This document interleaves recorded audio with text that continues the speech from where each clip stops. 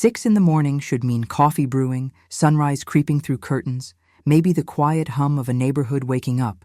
But for me, it meant the metallic thunder of someone pounding on my door like they were trying to break it down, and a voice shouting, "Sheriff's office, open the door now!" before I'd even fully processed being ripped from sleep. I stumbled to the door still half dreaming, still believing this had to be some mistake, some wrong address, some confusion that would evaporate the second I explained I owned this house. But when I opened it and saw Deputy Romero standing there with an eviction writ in his hand and my own parents watching from across the street like satisfied spectators at my destruction, I couldn't believe what was happening. The truth hit me before I'd even read the paperwork. My family had backstabbed me using the legal system itself as their weapon, and the shocking realization that the people who raised me had filed court documents to steal my inheritance made my hands shake harder than any fear of homelessness ever could. They'd lied, they'd cheated, they'd used every manipulation available to commit what I'd soon discover was outright fraud, and they'd done it all behind my back, counting on me being too overwhelmed to fight back before the sheriff dragged my belongings to the curb. What happened next wasn't just a battle for my house.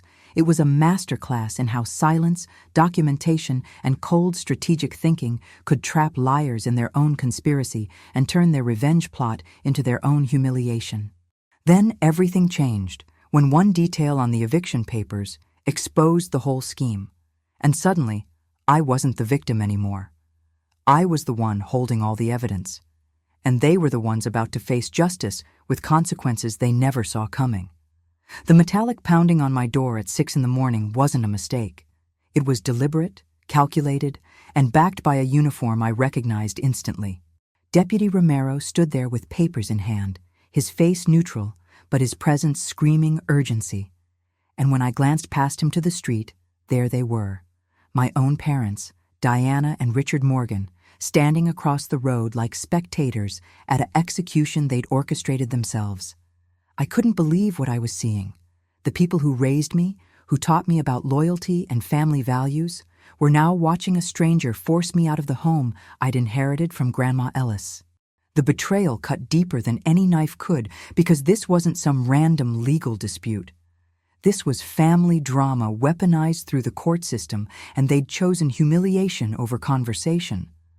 My hands trembled as I took the eviction notice, but I forced myself to breathe, to think, to refuse the panic that wanted to drown me right there on my own doorstep. Something told me this shocking moment was just the beginning of a truth I hadn't uncovered yet. Deputy Romero didn't offer sympathy. He wasn't supposed to. But his eyes told me he'd delivered these papers before and knew what they meant for people like me. He explained the writ of possession calmly, professionally, like he was reading a grocery list instead of dismantling someone's entire sense of safety and dignity. I scanned the document quickly, my mind racing through every conversation, every tense family dinner, every passive-aggressive comment my mother had made about my inheritance situation over the past year. The words plaintiff and defendant blurred together until I saw their names, Diana L. Morgan and Richard T. Morgan, typed in cold official print that made this nightmare undeniably real. They'd filed this behind my back, used the legal system as their weapon of revenge for whatever grievance they'd been nursing in secret, and now a man with a badge was telling me I had hours, not days, to pack up my life. The sheer audacity of their backstabbing left me breathless, but I couldn't afford to collapse, not when they were watching. I asked Romero if there was any mistake, if maybe the address was wrong, if perhaps this was meant for someone else. Desperate questions from someone clinging to the hope that family betrayal of this magnitude couldn't possibly be real. He shook his head and pointed to the case number, the file date, the service confirmation that allegedly proved I'd been notified weeks ago through proper legal channels. But I'd never received anything. No certified mail, no process server, no knock on my door until this very moment when it was apparently too late to stop the machinery of eviction. "You can contact the courthouse," he said, his tone suggesting he'd given this advice 100 times to people who rarely took it in time. I looked back at my parents, still standing there with expressions I couldn't quite read. Satisfaction, nervousness, Or maybe just the cold resolve of people who'd convinced themselves they were reclaiming something that belonged to them. Whatever their justification, they'd lied to the court, to me, and probably to themselves about what justice really looked like. The deputy explained that the execution was scheduled for today, and if I didn't get an emergency order before the team returned later, my belongings would end up on the curb. The timeline was tight. No room for mistakes, no second chances, just a narrow window to stop what they'd set in motion. The cruelty wasn't accidental. This was designed to destabilize me, to force mistakes, to make me so overwhelmed that I'd miss something crucial in my desperation. But as I stood there, feeling the weight of their vengeance crushing down on me, something shifted inside me. Panic gave way to a cold, methodical clarity that I didn't know I possessed. I wasn't going to cry, wasn't going to scream, wasn't going to give them the scene they probably expected and maybe even wanted. Instead, I was going to treat this like the legal trap it was. And I was going to start by understanding exactly what kind of karma they'd set in motion. I thanked Deputy Romero, not because I was grateful, but because staying calm and respectful was strategic, and asked if I could photograph the documents before he left. He nodded, stepping back to give me space, and I pulled out my phone with hands that had stopped shaking the moment I'd decided to fight instead of fold. Every page, every signature, every date and stamp got captured in high resolution, because I'd learned from Grandma Ellis that paperwork was power and documentation was defense. As I scrolled through the images, one detail jumped out immediately. The service address listed was 447 Maple Terrace, an apartment complex I'd never lived at, never visited, and certainly never received legal papers at. Someone had signed as an adult female occupant, accepting service on my behalf, but that someone wasn't me, and this address discrepancy wasn't a clerical error. It was proof of something darker. I looked up at my parents one more time, and in that moment, I realized this wasn't just about revenge or money or property. This was about control, and they'd just made their first catastrophic mistake. The deputy walked back to his vehicle, his job done, leaving me standing in the doorway of a house that was legally mine, but procedurally under siege. My mother adjusted her sunglasses across the street, and my father checked his watch like he was timing my compliance. And I felt the full weight of their infidelity to everything family was supposed to mean. They'd cheated the system, backstabbed their own daughter, and wrapped their betrayal in legal language that was supposed to make it legitimate. But as I closed the door and leaned against it, my mind already racing through courthouse hours and emergency motion procedures, I knew one thing with absolute certainty. They'd underestimated me, and that underestimation was about to cost them everything they thought they'd won. I didn't waste time crying or calling friends for emotional support. There'd be time for that later if I survived the day. So I went straight to my filing cabinet and pulled out the folder I'd labeled Grandma's House, Title, and Inheritance. Inside was the recorded deed showing the property transfer from Eleanor Margaret Ellis to Natalie Marie Morgan, dated 3 years ago and notarized by someone Grandma had trusted at her bank. I photographed every page again, creating a digital backup of my legal standing, because whatever game my parents were playing required documentation to dismantle. The house was mine, inherited through a will that had been probated properly, with no contest from my parents at the time, and no ambiguity about Grandma's intentions. Yet somehow they'd convinced a court that they had the right to evict me, which meant either they'd fabricated a rental arrangement I never agreed to, or they'd done something even more sinister with the title itself. The shocking realization that they might have committed fraud, not just filed a frivolous lawsuit, but actual document fraud, made my stomach turn. But it also gave me focus. I called the Riverside County Courthouse at exactly 7:03 a.m., the moment their civil division opened, and got transferred 3 times before reaching someone who could actually access my case file. The clerk, a woman named Patricia who sounded like she'd heard every sob story in existence, and had long stopped being moved by them, confirmed that yes, there was an active eviction case, yes, there was a default judgment, and yes, the writ had been issued yesterday. "Why didn't I receive any notice?" I asked, keeping my voice steady, even though I wanted to scream about the injustice of being ambushed in my own home. Patricia pulled up the service records and read them back to me in that bureaucratic monotone that makes terrible news sound almost boring. Substitute service at 447 Maple Terrace, signed by an adult female occupant, followed by mailing to the same address. I told her I'd never lived there, never received anything, and needed to file an emergency motion to stay the eviction and vacate the default judgment immediately. She paused, maybe surprised I knew the correct legal terminology, maybe just checking her calendar, then told me I could come in for an ex parte hearing if I had evidence of improper service and could prove urgency. I was out the door by 7:25, leaving my parents still stationed across the street like they were afraid I'd try to run with the furniture or something equally absurd. The drive to the courthouse took 18 minutes, and I spent every second of it rehearsing what I'd say to the judge, how I'd present the address discrepancy, how I'd frame this as a procedural nightmare rather than a family soap opera. Judges didn't care about feelings. They cared about rules, timelines, and whether someone had been deprived of due process.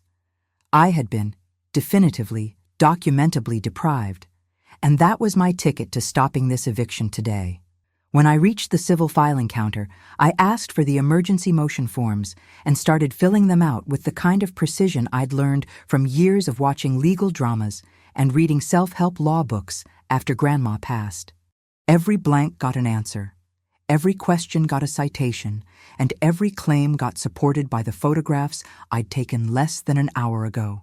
Patricia, the same clerk I'd spoken to on the phone, recognized my voice when I approached her window and gave me a look that might have been respect or might have been pity. I couldn't tell and didn't care.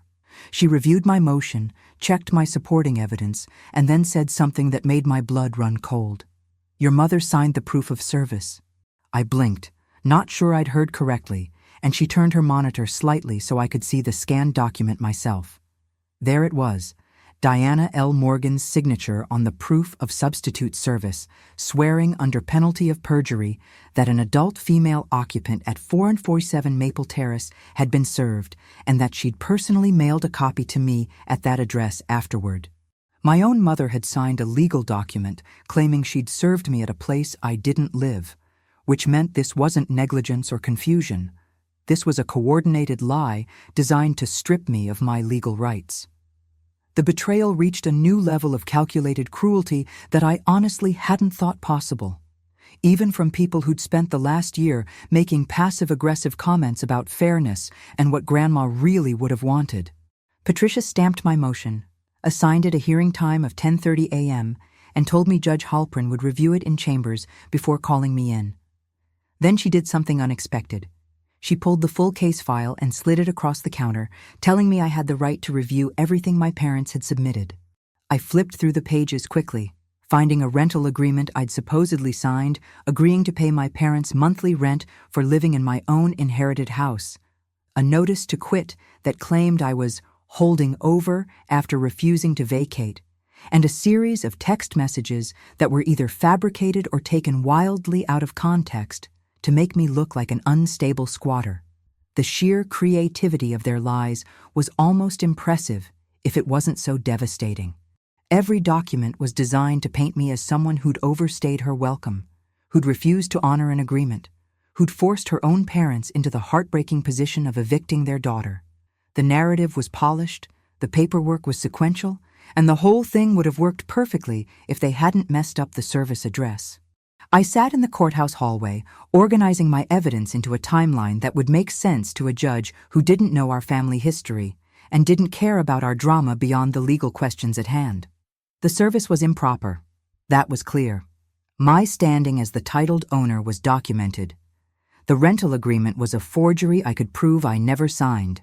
But as I reviewed the case file one more time, I noticed something that made my hands start shaking again.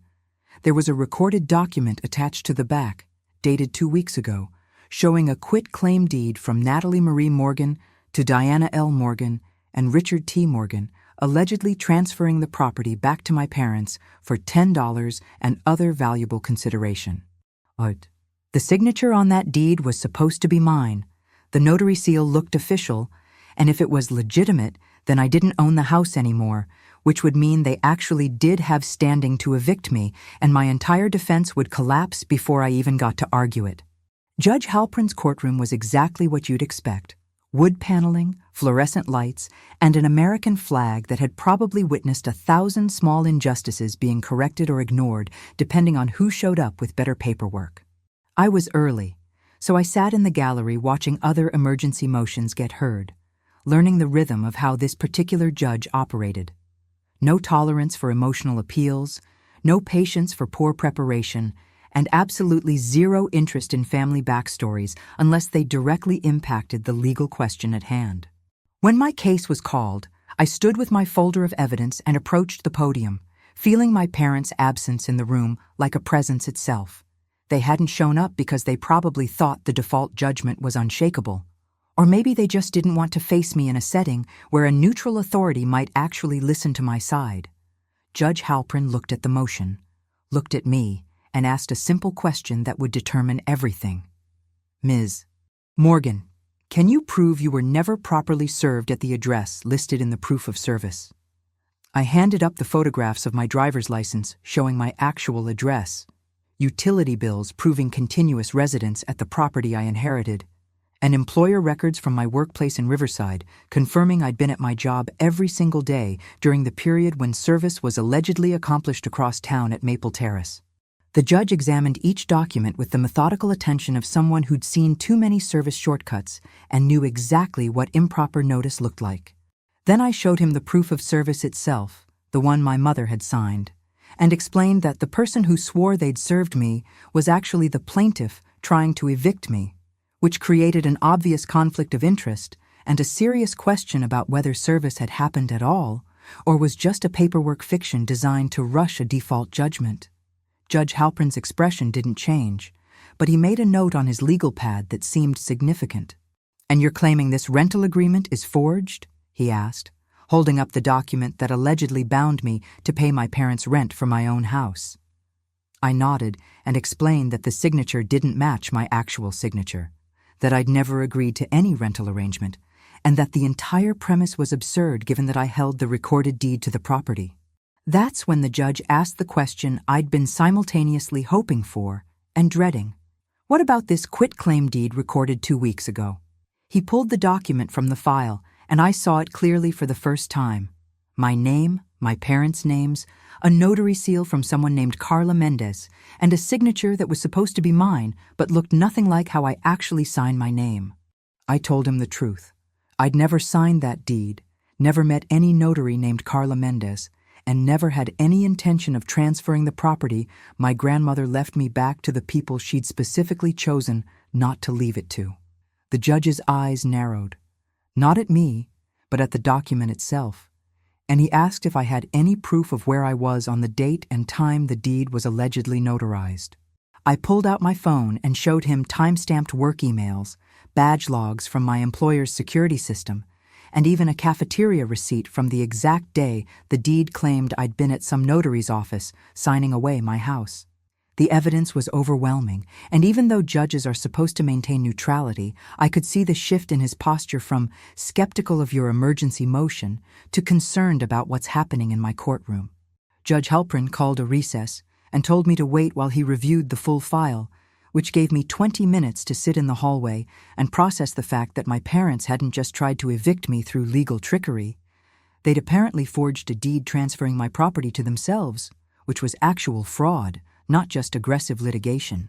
The karma of their scheme was starting to catch up with them, but I couldn't celebrate yet because the deed was recorded, which meant county officials had accepted it as legitimate, and reversing a recorded document required more than just my word against theirs.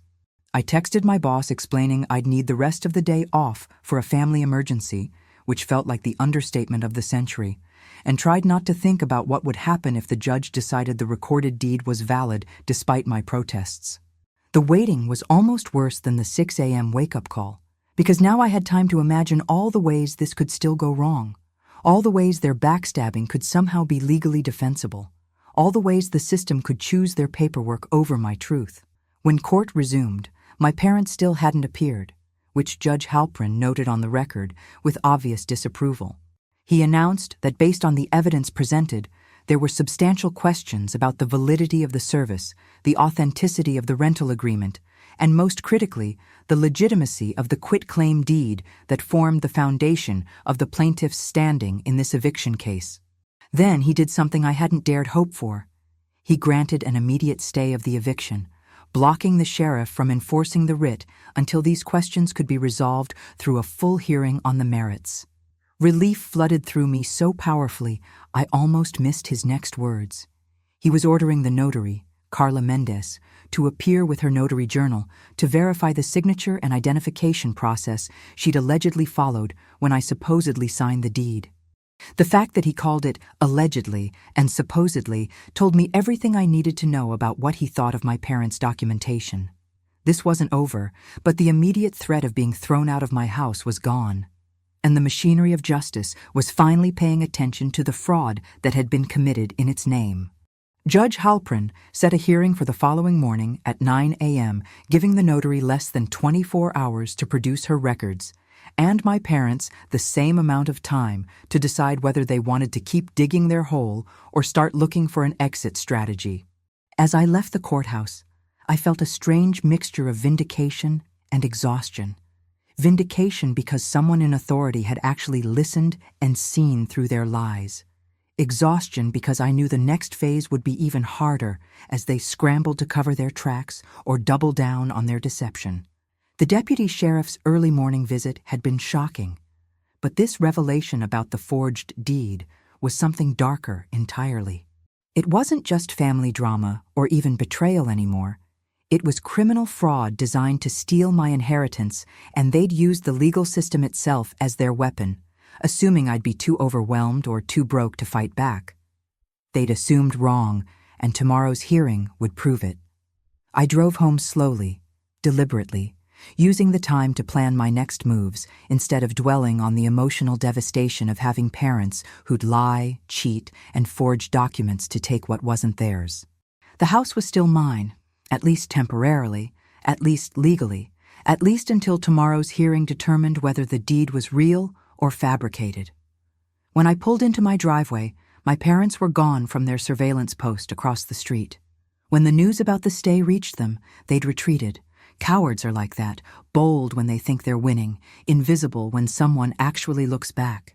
I allowed myself one moment of satisfaction imagining their panic, then got back to work gathering every piece of evidence I'd need to prove the deed was a fraud. Workplace logs, security footage, phone records, anything that could demonstrate I was nowhere near any notary's office on the date in question. The truth was becoming my weapon, and documentation was becoming my shield. And by the time I faced them in court tomorrow, they'd realized they'd underestimated exactly how much their daughter had learned about fighting back. The first thing I did after securing the stay was protect the title itself, not just with courtroom arguments, but with bureaucratic shields that would make it exponentially harder for any future fraud attempts to succeed. I called the county recorder's office and requested a property fraud alert to be placed on the record, explaining that there was an active investigation into a potentially forged quitclaim deed. The clerk who processed my request seemed almost bored by the whole thing, like property fraud was just another Tuesday afternoon task. But she confirmed the alert would be in the system within 2 hours. I'd be notified of any attempted filings, and the judge's order would mark the history as contested fraud. That small administrative action might have seemed minor, but it was actually a fortress wall. If my parents tried to file anything else, or anyone else they enlisted tried to claim ownership, the county would pause and investigate instead of just rubber-stamping their paperwork. I felt like I was finally learning to play their game, but with honesty as my strategy. Next came the deep dive into the quitclaim deed's metadata, the boring technical details that most people overlook, but that often expose exactly where a fraud falls apart. I requested the intake records from when the deed was submitted for recording, which showed not just the date, but the exact time, the method of submission, mail, in-person, or electronic, and any notes the recording clerk might have made about the document. According to the intake log, the deed had been filed electronically at 2:47 p.m. on a Wednesday 2 weeks ago, submitted through an account registered to someone named Marcus Flynn, who apparently worked as a mobile notary and document filing service. I'd never heard of Marcus Flynn, never hired his services, and certainly never authorized him to file anything on my behalf. Later, I'd discovered that this filing service was how they tried to erase their own fingerprints, using a third party to submit the document electronically, while keeping their distance from the actual mechanics of the fraud. The fact that the submission came through this intermediary, rather than directly from my parents or from me personally, was already suspicious. But what really caught my attention was the notary commission number listed on the deed itself. When I cross-referenced it with the state's notary database, the number belonged to Carla Mendez, but her commission address was in a completely different county from where the deed claimed the signing had taken place. I spent 3 hours that afternoon becoming an amateur investigator, pulling every public record I could find on Carla Mendez and her notary history. The state website showed she'd been commissioned for 6 years with no prior complaints or disciplinary actions, which meant either she was genuinely competent and my parents had somehow convinced her to participate in fraud, or her identity had been used without her knowledge, and she was about to have a very bad day when Judge Halprin started asking questions. I found what appeared to be her business website advertising mobile notary services throughout the region, and I screenshot everything. Her advertised rates, her service areas, her testimonials from satisfied customers who'd used her for legitimate real estate transactions. Then I did something that felt slightly crazy, but turned out to be crucial. I called her office number listed on the website and asked if she remembered notarizing a quitclaim deed for Natalie Morgan about 2 weeks ago. There was a long pause, some paper shuffling, and then she asked me to hold while she checked her records. When she came back on the line, her voice had changed from friendly professional to guarded and careful. She said she had a journal entry for that date and name, but would need to verify some details before discussing it further. I thanked her and hung up, my suspicions confirmed. Something about that transaction had already raised red flags for her too. The evidence was piling up in my favor, but I knew from watching enough legal dramas and reading enough case law that evidence only mattered if it was properly preserved and presented. I created a detailed timeline document showing exactly where I'd been on the day of the alleged deed signing.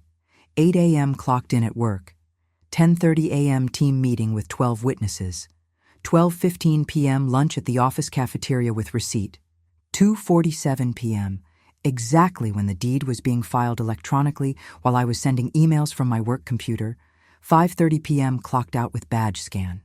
The alibi was ironclad, time-stamped by systems I didn't control and couldn't have faked, witnessed by colleagues who had no reason to lie for me. I requested my employer's IT department preserve my computer login records, email metadata, and any security camera footage from that day, explaining that I was involved in a legal dispute and might need the documentation as evidence. My supervisor, who'd known me for 4 years and had never seen me request anything even remotely dramatic, agreed immediately and even offered to testify if needed about my reliability and presence at work that day. But evidence gathering wasn't enough. I needed to understand the full scope of what they'd done and what they might still be planning. I reviewed the eviction case file again, looking for patterns, inconsistencies, or clues about their strategy. The rental agreement they'd forged was dated 6 months ago, supposedly signed by me agreeing to pay them monthly rent of $2,000 for living in a house I owned outright. According to their narrative, I'd made 3 payments and then stopped, becoming a holdover tenant who refused to leave when they served me with a notice to quit. It was a believable story if you didn't know the truth. Responsible parents trying to help their daughter transition to independence, daughter who became difficult and refused to honor her obligations, heartbroken parents forced to take legal action as a last resort. The narrative was designed to make them sympathetic and me unreasonable, which is why the service fraud was so critical to their plan. If I'd actually been properly notified and given a chance to respond, I could have destroyed their fake rental agreement immediately and exposed the whole scheme before it reached a courtroom. They'd needed me silenced, absent, and defaulted, which is exactly why they'd used a fake address for service. The more I understood their strategy, the angrier I became, Not the hot, explosive anger that makes you do stupid things, but the cold, calculated fury that makes you meticulous and relentless. They'd humiliated me with that 6 a.m. eviction attempt, watching from across the street like I was some kind of criminal, being justly punished, rather than their daughter being illegally dispossessed. They'd lied to a court, forged documents, and weaponized the legal system to commit what was essentially theft of my inheritance, all wrapped in the language of landlord-tenant law and proper procedure. The betrayal was comprehensive and methodical, which told me they'd been planning this for months, maybe even since Grandma's funeral, when they first realized she'd left the house to me instead of splitting it equally among all of us. Their revenge for that perceived injustice had been patient, procedural, and almost successful. Almost. But they'd made mistakes. The service address, the notary irregularities, the electronic filing that created a metadata trail, and those mistakes were about to become their undoing. Tomorrow's hearing wasn't just about stopping an eviction anymore. It was about exposing fraud and making sure there were consequences for people who thought they could lie to judges and steal from their own children without repercussions. That evening, after spending the day transforming myself from panicked eviction victim to amateur legal investigator, I should have felt some sense of peace, or at least security, knowing the stay was in place and the hearing was set. Instead, I felt the weight of anticipation, the kind you experience before a storm that you know is coming but can't quite predict the full force of. I organized all my evidence into a 3-ring binder with labeled tabs: service fraud, forged rental agreement, quitclaim deed analysis, alibi documentation, notary irregularities. It looked professional, methodical, like something a lawyer would bring to court, which was exactly the impression I wanted to create for Judge Halprin. I wasn't some hysterical daughter throwing accusations around. I was someone who understood burden of proof, chain of custody, and the importance of documentation in establishing truth. My parents had counted on me being too emotional or too ignorant to mount an effective defense, and that miscalculation was going to be their downfall. Around 8 p.m., my phone buzzed with a text from an unknown number. "You're making a mistake fighting this. You'll lose more than just the house. Stop now, while you still can." The message was clearly meant to intimidate, to make me second-guess my decision to challenge them in court, to create fear that would lead to compliance. I screenshot it immediately, noting the timestamp and the number, and filed it in a new section of my binder labeled Harassment and Threats. Then I blocked the number and kept working. The truth was, threats like that only confirmed what I already knew. They were desperate. They knew their case was falling apart, and they were trying to scare me into withdrawing my motion before the judge could examine their fraud too closely. It wasn't going to work. I'd already been humiliated by a deputy showing up at dawn while they watched from across the street. I'd already been betrayed by people who were supposed to protect me. I'd already felt the shock of discovering forged documents with my name on them. Whatever else they threatened to take, they'd already taken my illusions about who they were, and that loss had made me stronger rather than weaker. I tried to sleep, but ended up lying awake, reviewing every possible argument they might make in the morning, every explanation they might offer for the service irregularities and the deed discrepancies. Maybe they'd claim it was all a misunderstanding, that they genuinely believed I lived at Maple Terrace because I'd mentioned it in conversation, that the notary had made an honest mistake, that the rental agreement was based on verbal discussions we'd had. But even those defenses fell apart under scrutiny because my mother had personally signed the proof of service, meaning she'd actively participated in the fraud rather than just making an innocent error. And the quit-claim deed had my signature forged on it, which wasn't something you could explain away as confusion or miscommunication. These weren't mistakes. They were crimes. And tomorrow, when Carla Mendez walked into that courtroom with her notary journal, we'd find out exactly how deep the conspiracy went and who else had been enlisted in their scheme to steal my house. At some point past midnight, I finally dozed off, but my dreams were filled with courthouse hallways, gavel sounds, and the image of my parents watching from across the street with expressions I still couldn't fully decode. Were they proud of their cleverness in almost pulling off this fraud? Were they ashamed but too committed to back down? Did they feel any regret for the daughter they were trying to destroy? Or had they somehow convinced themselves that I deserved this treatment for receiving an inheritance they believed should have been theirs? The psychology of their betrayal was almost as disturbing as the legal mechanics of it, and I wondered if I'd ever understand what had transformed them from the people who raised me into adversaries willing to commit fraud and perjury to take what Grandma had given me.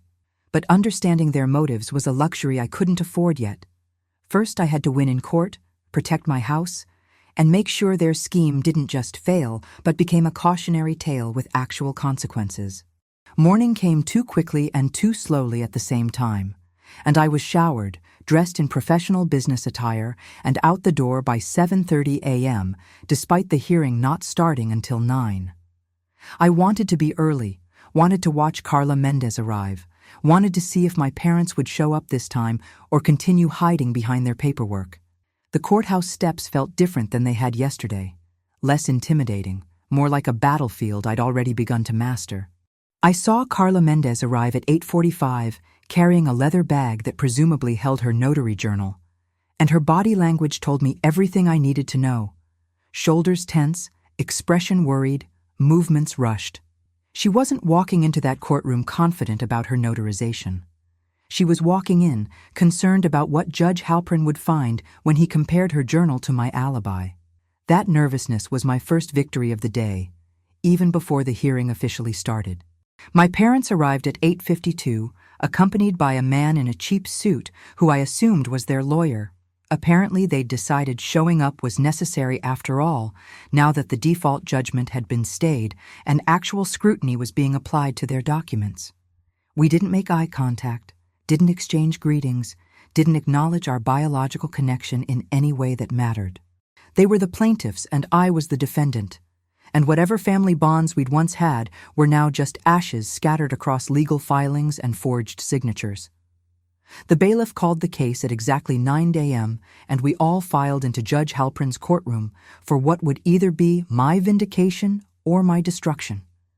The stakes couldn't have been higher: my home, my inheritance, my dignity, and potentially my parents' freedom depending on how seriously the judge took the fraud evidence.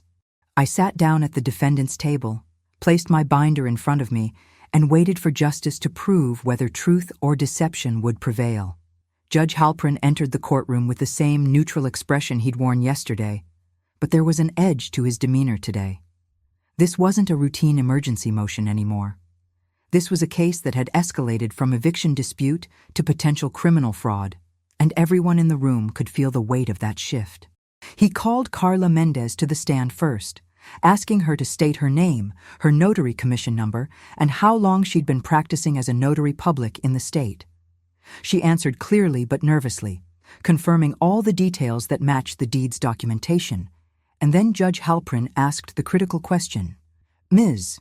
Mendez, did you personally witness Natalie Marie Morgan sign the quitclaim deed dated 2 weeks ago, transferring property to Diana and Richard Morgan?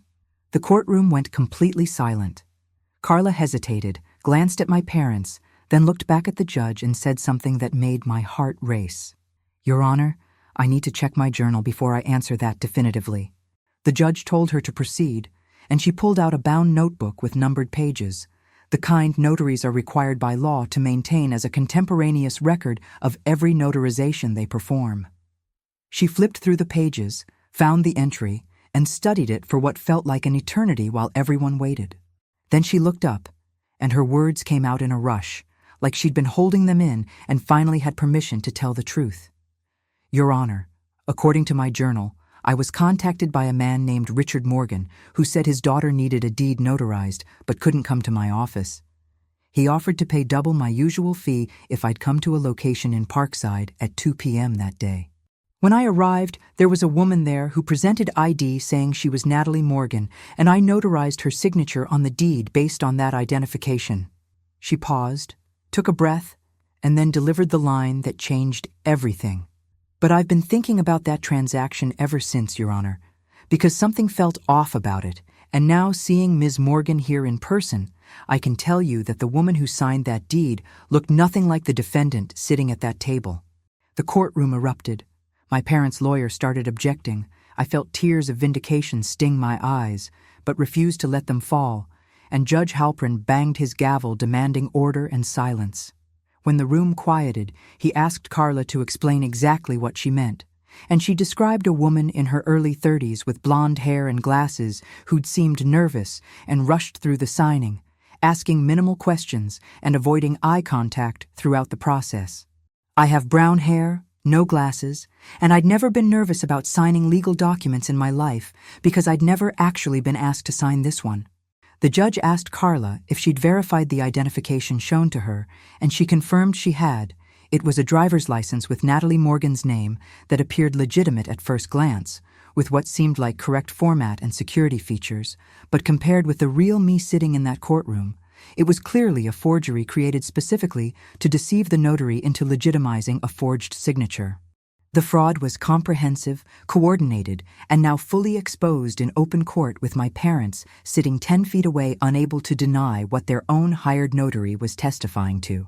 Judge Halpern turned to my parents and asked if they had anything to say in response to this testimony, and their lawyer stood up trying to spin some explanation about miscommunication and good faith reliance on what they'd been told.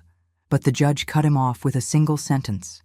"Counselor, your clients either hired someone to impersonate their daughter and forge a deed, or they forged her signature themselves and recruited a notary under false pretenses. Neither scenario involves good faith, and both scenarios involve criminal conduct." The bluntness of his assessment left no room for ambiguity about where this was heading. He then asked me to approach with my alibi evidence, and I handed up my employer records showing I'd been at work during the exact time Carla Mendez was notarizing a deed with someone pretending to be me. The timestamps were irrefutable: badge scan logs, email metadata, security camera stills my IT department had pulled showing me at my desk at 2:15 p.m. when the fake Natalie was supposedly signing away my house across town. The judge reviewed each piece of evidence methodically, making notes, and I could see the exact moment he shifted from suspicious of fraud to convinced of fraud because his jaw tightened and his questions became more pointed. He asked Carla Mendez who had paid her for the mobile notary service, and she confirmed it was Richard Morgan who'd handed her cash at the signing, meaning my father had personally arranged and paid for a notarization of a document he knew was being signed by an imposter. That testimony alone was enough to establish knowing participation in fraud rather than innocent mistake. Then the judge asked to see the original ID the fake Natalie had presented, and Carla explained she didn't keep copies of identification documents, only journal entries noting she'd verified ID, but she could describe it in detail. California driver's license that appeared legitimate at first glance with correct format and security features, but was obviously a forgery given that the real Natalie Morgan was provably elsewhere at the time. Judge Halpern made a note and said he'd be referring this matter to the district attorney's office for investigation of identity fraud, forgery, and conspiracy to commit fraud, charges that carried actual prison time, not just civil penalties. The look on my parents' faces shifted from confident to terrified in real time as they realized this had stopped being a property dispute and become a criminal case.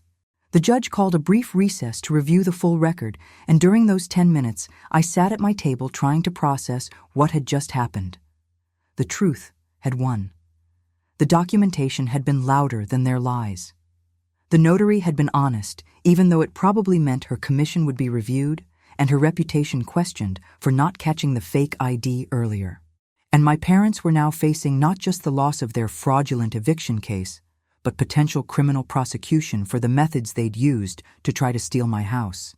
When court resumed, Judge Halpern issued his ruling from the bench.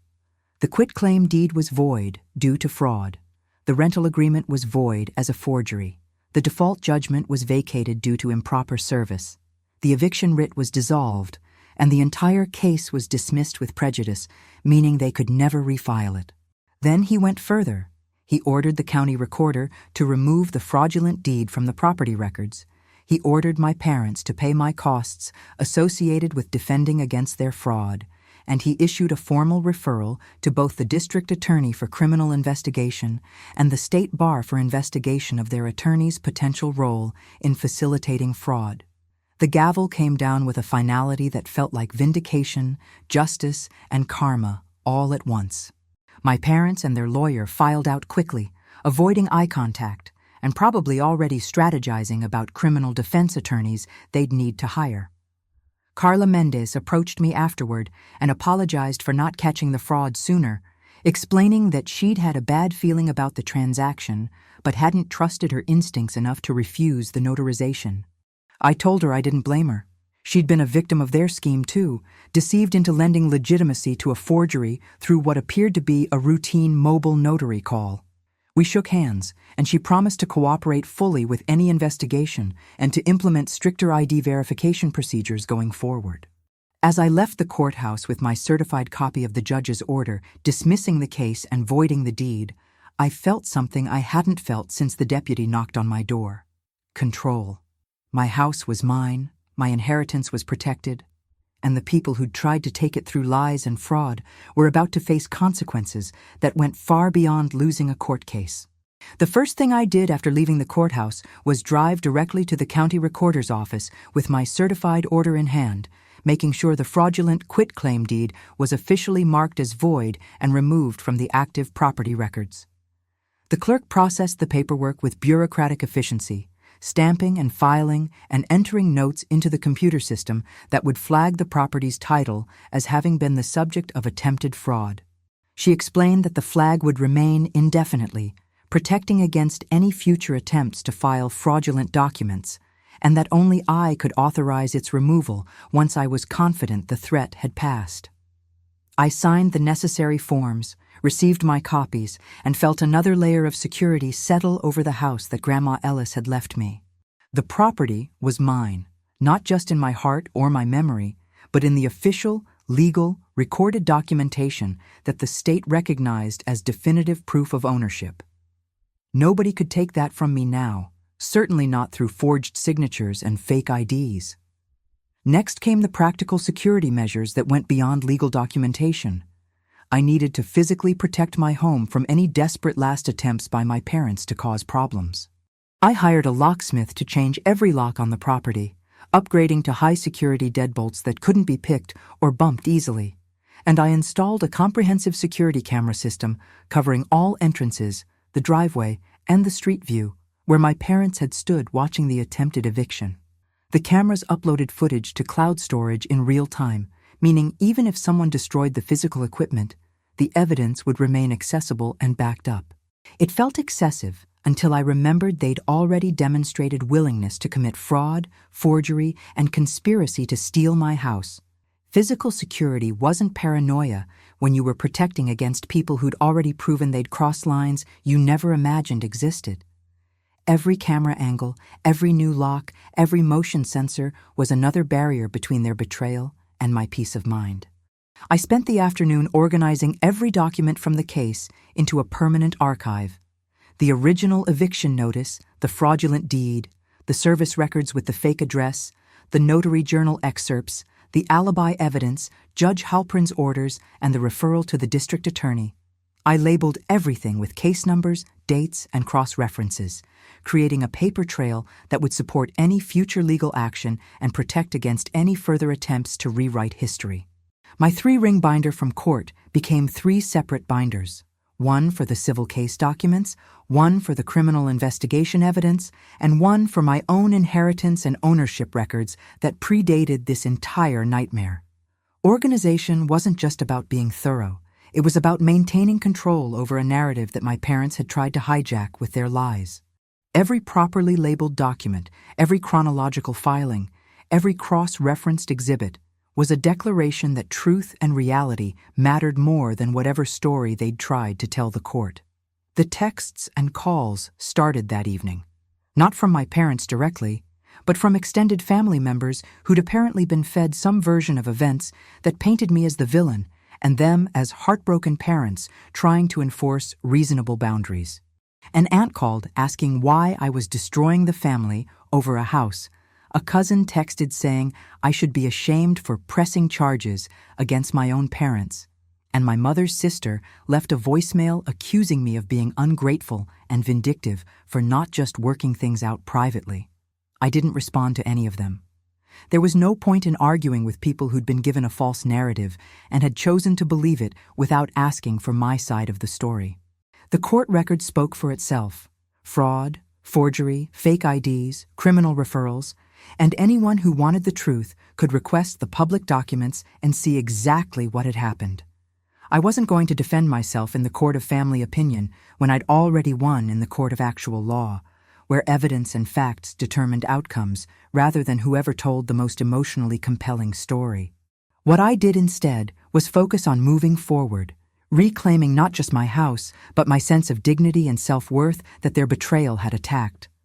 I painted the living room a color Grandma would have loved. I reorganized her photo albums and created a memorial space honoring her memory and her decision to leave me this house. And I started planning improvements and updates that would make the property truly mine rather than just something I'd inherited and defended. Each small act of ownership, choosing curtains, planting flowers, fixing the fence, was a declaration that I'd survived their attempt to destroy me and come out stronger. The house wasn't just a property anymore. It was proof that truth could win against deception, that documentation could defeat fraud, and that sometimes the family you're born into isn't the family you can trust. I was building a life in the home Grandma had given me, protected by legal orders and security systems, and the knowledge that I'd stood up for myself when it mattered most. The district attorney's office called 3 days later to schedule an interview about the fraud investigation, explaining they were pursuing charges against my parents for conspiracy to commit fraud, forgery, and identity theft related to the fake ID and forged deed. The prosecutor, a woman named Jennifer Chen, who specialized in white-collar crime and real estate fraud, asked detailed questions about the timeline, the notary's testimony, my alibi evidence, and whether I'd received any threats or attempts at intimidation. I showed her the screenshot of the anonymous text, warning me I'd lose more than just the house, and she added witness intimidation to the list of potential charges. She explained the case was strong. The notary's testimony established fraud.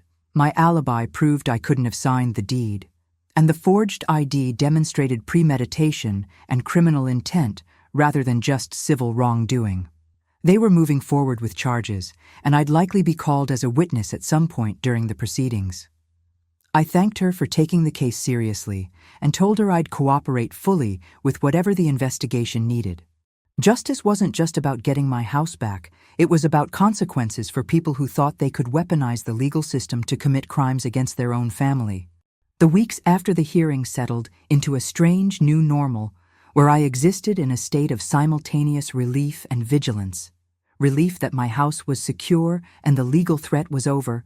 Vigilance because I knew criminal investigations moved slowly, and my parents were still out there, potentially planning their next move or their defense strategy. I kept the security cameras running 24/7, reviewed footage periodically looking for any sign they might be conducting surveillance or preparing another scheme, and maintained my evidence archive in case I needed to reference any detail for the DA's investigation.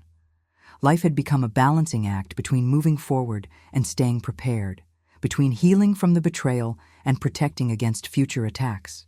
It wasn't the life I'd imagined when Grandma left me the house, but it was the reality I'd been forced to navigate, and I was determined to navigate it successfully. The criminal case progressed with the methodical slowness that characterized most legal proceedings: grand jury indictment, arraignment, discovery deadlines, motion hearings, and each step forward felt like another validation that what they'd done was serious, illegal, and deserving of actual consequences. My parents hired a criminal defense attorney, a former prosecutor who apparently specialized in white-collar cases, and according to Jennifer Chen at the DA's office, their strategy seemed to be minimizing their involvement by blaming the fake ID operation on some unnamed third party they claimed to have hired without knowing the person would commit fraud. It was a desperate defense that didn't explain how they'd ended up with a forged deed benefiting them, how they'd filed an eviction based on that deed, or how they'd signed false service documents. But apparently, it was the best narrative their lawyer could construct from the wreckage of evidence against them. The trial date was set for 6 months out, giving both sides time to prepare and giving me time to process the surreal reality that I'd be testifying against my own parents in a criminal proceeding. I started therapy during this period, Not because I was broken, but because carrying the weight of family betrayal while maintaining normal work and life responsibilities required professional support to process healthily. My therapist helped me understand that grief and anger could coexist, that I could simultaneously mourn the loss of the parents I thought I had while being furious at the people they'd actually revealed themselves to be. She also helped me recognize that my response to their fraud, the immediate documentation, the calm strategic thinking, the refusal to be baited into emotional scenes, had been exactly right and had ultimately saved my house and my future. Sometimes, strength looks like panic, and determination looks like coldness when you're in survival mode, and there was no shame in having fought back effectively rather than collapsing into victim mentality. Those therapy sessions became a space where I could acknowledge the pain without letting it consume me, where I could plan for my future without obsessing over their prosecution, where I could rebuild my sense of family as something chosen rather than something assigned by biology. The extended family drama continued sporadically. Some relatives eventually asked for my side of the story and were horrified when they learned about the forged deed and fake ID. Others doubled down on defending my parents and accused me of exaggerating or lying about what happened, despite the public court record proving otherwise. I learned to accept that some people would never believe the truth because it conflicted with their image of who my parents were. And I made peace with losing relationships that were built on a foundation of my silence and compliance rather than mutual respect and honesty. The people who mattered, my close friends, my supportive co-workers, the few family members who valued truth over tribal loyalty, rallied around me with practical help and emotional support. They showed up when I needed someone to talk to, they celebrated small victories with me, and they reminded me that family wasn't just about blood, but about who showed up when things got hard. I was building a chosen family to replace the biological one that had imploded. And that new foundation felt stronger because it was based on actual values rather than assumed obligations. The house itself became my sanctuary and my project. I renovated Grandma's old craft room into a home office. I updated the kitchen with appliances she would have loved, and I started hosting small gatherings with friends who appreciated the space and the story of how I'd fought to keep it. Each improvement was a reclamation of the property they'd tried to steal.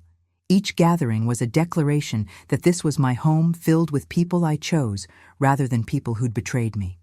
I planted a garden in the backyard with Grandma's favorite flowers, roses, lavender, and daisies, creating a living memorial that grew and thrived just like my recovery from their attempted destruction. The neighbors who'd witnessed the eviction attempt and heard about the fraud case became protective allies who kept an eye on the property and reported any suspicious activity. One of them, an elderly man named Mr. Chen, who'd been friends with Grandma, told me he'd never trusted my parents and was glad I'd had the strength to fight back. His validation mattered more than he probably knew, a reminder that sometimes outsiders see the truth about family dynamics more clearly than the people trapped inside them.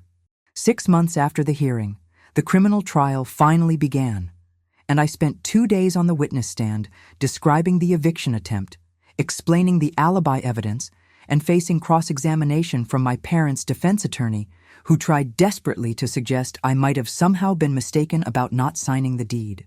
But the evidence was overwhelming. Carla Mendez testified again about the fake ID and the woman who'd impersonated me. My employer's IT director presented the time-stamped security footage and computer logs proving I was at work. And the DA's forensic document examiner testified that the signature on the deed was absolutely not written by the same hand that signed my authentic documents. The jury deliberated for less than 4 hours before returning guilty verdicts on multiple counts of fraud, conspiracy, and identity theft. My parents' faces when the verdict was read showed shock, disbelief, and maybe finally some recognition that their actions had consequences they couldn't manipulate or charm their way out of. The judge scheduled sentencing for a month later, and while I didn't attend that hearing, I'd already given enough of my time and energy to their prosecution. I was informed they each received 2 years in prison with restitution orders and permanent records that would follow them long after release. Justice had been served, not perfectly, but substantially, and the system that they'd tried to weaponize against me had ultimately held them accountable for their crimes. So here's what I need you to think about, really think about, because this isn't just my story. It's a blueprint for anyone who's ever been betrayed by people they trusted, anyone who's faced institutional manipulation disguised as family concern, anyone who's had to choose between keeping the peace and defending what's rightfully theirs. If you found yourself in my position, standing at your door at 6 a.m. with a deputy holding eviction papers while your own parents watched from across the street, what would you do? Would you confront them immediately, demand explanations, try to appeal to whatever family loyalty might still exist buried under their scheme? Or would you do what I did? Document everything, stay silent and strategic, let them think they'd won while you quietly built the evidence trail that would expose their fraud in a courtroom where emotions don't matter, but timestamps and signatures do? I want you to comment below and tell me honestly, confrontation first or trap them in their own lies? Because the choice you make in that moment determines whether you're reacting to their betrayal or controlling the narrative of your own justice. And if you've lived through anything similar, family members weaponizing the legal system, discovering forged documents with your name on them, realizing the people who should protect you are actually the ones trying to destroy you, share that story in the comments, because others need to know they're not alone in facing this kind of sophisticated family betrayal. What was your moment of clarity, your turning point, where you stopped defending yourself emotionally and started building your case methodically? What evidence saved you? What procedural mistake did they make that became their undoing? What authority figure actually listened when you presented the truth? Your experience might be the validation someone else desperately needs right now as they're trying to figure out whether fighting back is even possible or if the system is too rigged against them. Tell us what happened, how you survived it, and what you wish you'd known before the betrayal began. Before you go, I need you to subscribe to this channel and hit that notification bell, because the stories I share here aren't the sanitized, oversimplified versions you get from mainstream advice columns. These are the real, messy, legally complex situations where family drama intersects with fraud, where inheritance becomes a battlefield, and where knowing your rights and documenting everything can mean the difference between losing your home and watching your adversaries face criminal prosecution. The next video might be about contested wills or forensic document analysis that exposes forgery, or the specific language you need in an emergency motion to stop an eviction in progress. Insights you won't find anywhere else because most people don't want to admit how dark family conflicts can get. But you're here, which means you already know the truth. Sometimes the people who share your blood are the ones most willing to destroy you. And sometimes the only way to protect yourself is to become better at their game than they ever expected. Subscribe, stay informed, and make sure you're never caught unprepared when someone you trust decides to betray you behind a wall of legal paperwork and institutional authority.